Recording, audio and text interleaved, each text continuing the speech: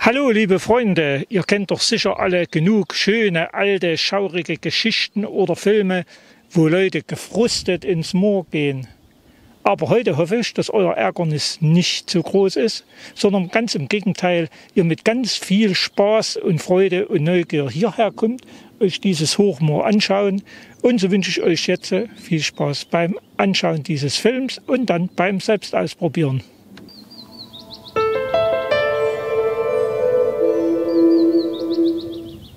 Anknüpfend an dieses Wortspiel mit dem Ärgernis starten wir auch gleich in Neuärgernis, welches tatsächlich so heißt, und wir zwischen Zeulenroda, Greiz, Triptis und Elsterberg am Rand des Pöllwitzer Waldes finden. Der eine oder andere von euch wird den Pöllwitzer Wald ganz sicher kennen und in sehr unguter Erinnerung haben. Durfte er hier vielleicht das Marschieren üben? Denn der Pöllwitzer Wald war dereinst Truppenübungsplatz der Grenztruppen der DDR.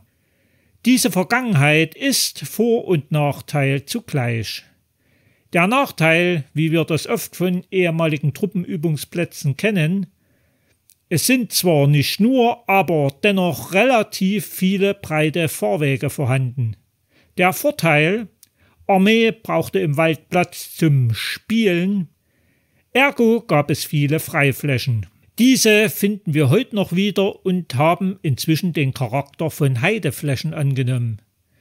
Dass diese inzwischen nicht wieder zugewachsen sind, haben wir unter anderem diesen vierbeinigen Pflegern zu verdanken. Ich persönlich finde dieses Heideland, zumal es für unsere Region ja alles andere als typisch ist, sehr angenehm. Übers Erzählen und Sinnieren sind wir, dank auch der GPS-Daten, welche ihr wie immer in der Beschreibung unter dem Video findet und ihr euch wie immer bei Autoactive bzw. Komoot herunterladen könnt, beziehungsweise der Ausschilderung am Moorabschnitt gelandet. Hier findet ihr nicht nur bei ein bisschen Glück seltene Tiere und Pflanzen.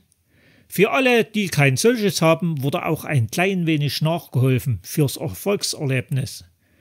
Sondern vor allem herrliche Ruhe und tolle Stimmung. Und das sogar ganz ohne den Hund von Baskerville. Lasst es einfach auf euch wirken, genauso wie die vielen interessanten Tafeln.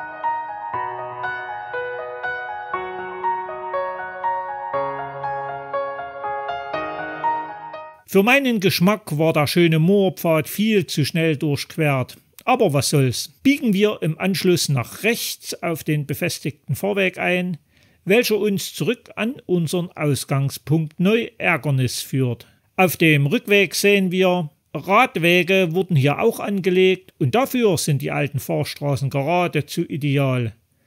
Und wem es besonders gut im Moor gefallen hat, der bekommt gleich noch einmal die Chance, die Rundtour im Moor erneut noch einmal drehen zu können.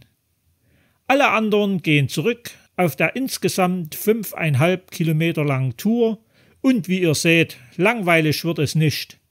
Denn zum Schauen und Genießen gibt es bis zum Parkplatz mehr als genug. Und wer jetzt noch mehr Lust auf Moor hat, dem könnte ich zum Beispiel die Stängelheide oder das Rote Moor empfehlen.